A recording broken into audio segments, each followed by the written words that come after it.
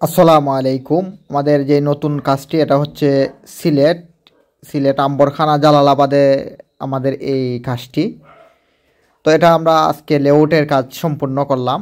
আপনার লেআউট দিতে গিয়ে দেখা যায় যে জায়গা একটু ক্রস আছে, একটু কোনাকুনি, যেমন পিছনে জায়গা থাকে 2 ফিট 6 ইঞ্চি বা 30 ইঞ্চি, আর সামনে থাকে 25 ইঞ্চি। কারণ আপনার জায়গায় যেরকমভাবেই হোক, জায়গায় যদি একটু কোনাকুনি থাকে তাহলে আপনার লেআউটের সময় কিন্তু আপনি কোনাকুনি রাখতে পারবেন না। কারণ আপনি বিল্ডিংটা যখন করবেন একটা কোনার চেয়ে আরেকটা কোনা আপনার যাতে 1 ইঞ্চি বা আধা ইঞ্চি বা হাফ ইঞ্চি বা 1 সুতাও আপনার পরিমাণ আপনার কোনাকুনি করলে হবে না। অনেক সময়ে দেখা যায় অনেকে কি করেন, জায়গা কোনাকুনি থাকে বা জায়গা সারা কম বেশি হয়, এ বিধায় কী করেন, বিল্ডিংকে কোনাকুনি করে ফেলেন। যখন আপনি বিল্ডিং কোনাকুনি করবেন তখন দেখবেন যে রুম কোনাকুনি হবে।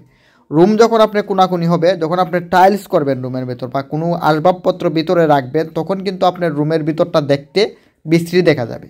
যখন আমরা একটা বিল্ডিং করি তখন সর্বপ্রথম যে লেআউটের কাজটা করা হয় বা যে মাপটা দেওয়া হয়, মাপটা আপনি সঠিকভাবে দিতে হবে। এবং আপনি যখন মাপটা দিবেন, মাপ দেওয়ার পরে অবশ্যই ইঞ্জিনিয়ার দিয়ে আপনি চেক করাই নেবেন। কারণ দেখা যায় আপনি মাপে ভুল হইলে কিন্তু সারা জীবন এই ভুলের আপনার মাসুল গুনতে হবে। কারণ আপনার এই বিল্ডিংটা তো 1-2 দিনের জন্য করা হয় না।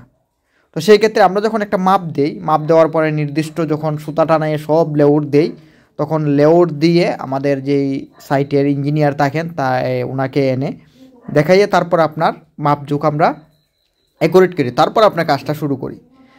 তারপরেও দেখা যায় যে অনেক জায়গায় অনেকে দেখবেন যে জায়গা মাজন আছে, অনেকেই কিন্তু বুঝেন না যে জায়গা আমার কোনাকুনি, আমার বিল্ডিংও কোনাকুনি, আমার জায়গা ছাড়তে পারবো না।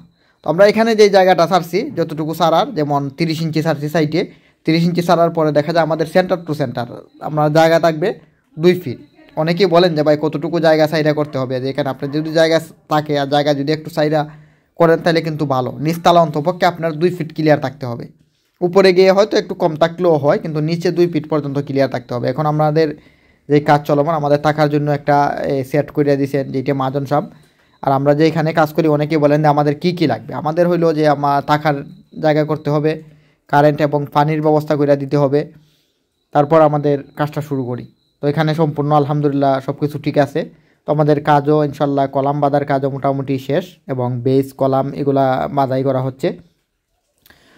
তো সবাই দোয়া করবেন। আর যদি সিলেটের ভিতরে কোনো কাজ থাকে বা কেউ যদি চান যে আমাদের যে ইঞ্জিনিয়ার আছেন বা সিলেটের ইঞ্জিনিয়ার দিয়ে আপনারা ড্রয়িং ডিজাইন করাবেন, তাইলে ভালো ইঞ্জিনিয়ার আছেন, চাইলে আপনারা ড্রয়িং ডিজাইনটা করতে পারবেন। আর যদি কারো মনে হয় যে আমাদেরকে দিয়ে কাজ করাবেন, তাইলে আমাদের সাথে যোগাযোগ করতে পারেন। তো ধন্যবাদ সবাইকে, ভালো থাকবেন, সুস্থ থাকবেন।